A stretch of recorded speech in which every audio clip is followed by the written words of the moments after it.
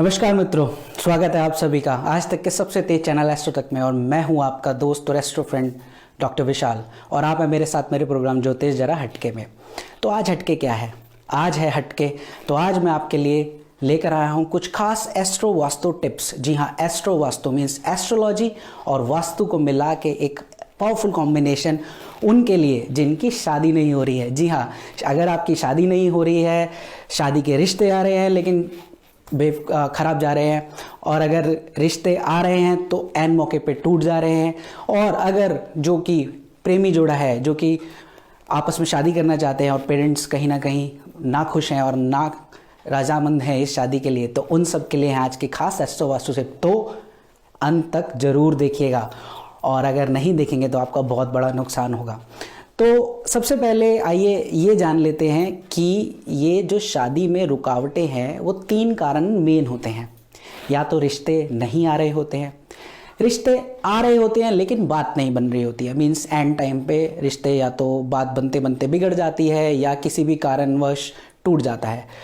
तीसरी प्रॉब्लम शादी होने में ये आती है कि भाई रिश्ते भी आ गया, अलायंस भी हो गया, पर कईयों के एंगेजमेंट टूट जाती है एंड टाइम पे, या पेरेंट्स उनका साथ नहीं दे रहे होते हैं बच्चों का और वो उनकी शादी के खिलाफ होते हैं। तो इन्हीं कारणवश शादी या तो डिले हो रही होती है या किसी कारणवश लोगों की परेशानियां बढ़ती रहती हैं, उम्र निकलती रहती है, और यही केस हम रोज डेली डील करते हैं। तो अब कौन कौन सी वो दिशाएं हैं और कौन कौन से एस्ट्रोलॉजिकल कॉम्बिनेशन है जो इसको हवा दे रहे हैं वो मैं आपको बताने जा रहा हूं। क्यों? क्योंकि वास्तु और ज्योतिष आपस में जुड़ा हुआ है, ये दोनों अलग अलग नहीं हैं। जैसा आपका चार्ट है वैसा ही आपका घर होता है। तो वास्तु के पर्सपेक्टिव से अगर बात करें तो 4 प्रमुख दिशाएं हैं जो कि हमें देखनी पड़ती हैं। वो है ईस्ट यानी पूर्व, साउथ ईस्ट यानी दक्षिण पूर्व, नॉर्थ वेस्ट यानी उत्तर पश्चिम, और साउथ वेस्ट यानी दक्षिण पश्चिम। तो ये 4 दिशाएं मैरिज के पर्सपेक्टिव से बहुत इंपॉर्टेंट है, और इन 4 जोन या दिशाओं में किसी भी तरह का इम्बैलेंस आपकी मैरिड को होने से भी रोकता है, शादी में जो मैंने परेशानियां बताई उनको दिक्कत आती है, और साथ ही साथ आपके जो अलायंसेज हैं उनको फ्रुक्टिफाई होने से रोक देता है। और इम्बैलेंस क्रिएट कैसे होता है? अगर इन चारों दिशाओं में टॉयलेट है आपके यहाँ पे, या किसी भी तरह का आपने स्टोरेज या कूड़ा कबाड़ा रखा हुआ है, या आपने यहाँ पे एंटी एलिमेंट या एंटी एक्टिविटी जो कि कलर द्वारा जो 5 एलिमेंट थ्योरी है उस हिसाब से आपने यहाँ पे गड़बड़ कर रखी है अपने घरों में, तो आपको यहाँ पे परेशानी इन दिशाओं में आने पे आपकी मैरिड लाइफ पे इम्पैक्ट करेगी। कैसे? अगर आपके रिश्ते नहीं आ रहे हैं तो इसका मतलब आपका ईस्ट जो है वो इम्बैलेंस है, बिकॉज रिश्ते तो समाज से आते हैं और समाज ईस्ट को रिप्रेजेंट करता है जहाँ से हमारा जुड़ाव होता है। तो अगर वहाँ पे इम्बैलेंस होगा तो आपको रिश्ते नहीं आएंगे।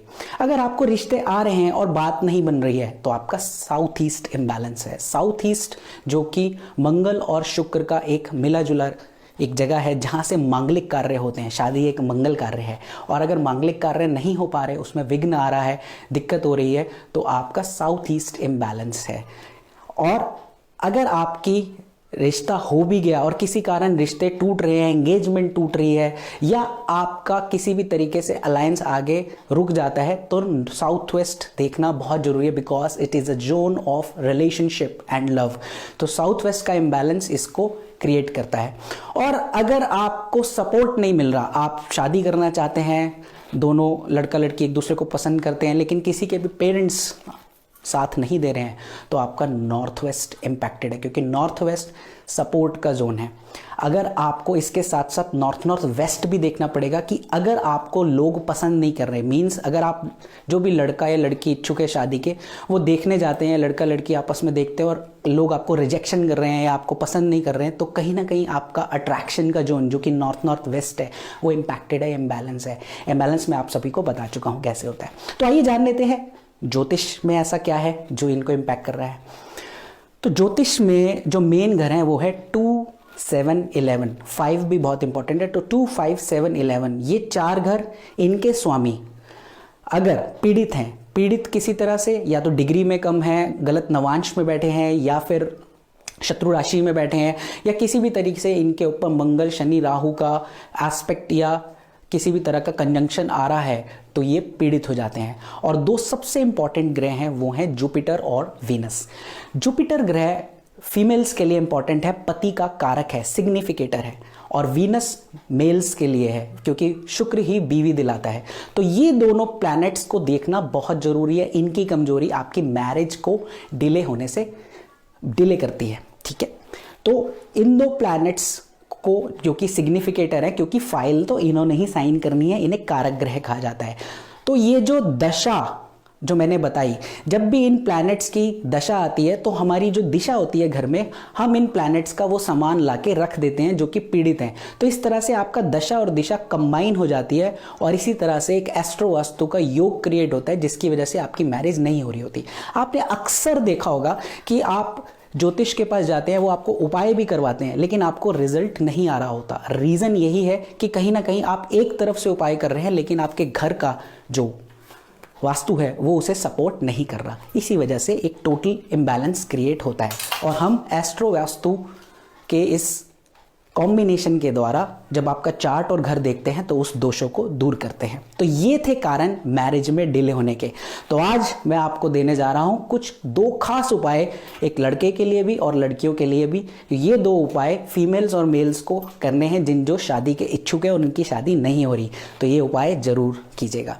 तो सबसे पहले बात करते हैं फीमेल्स की।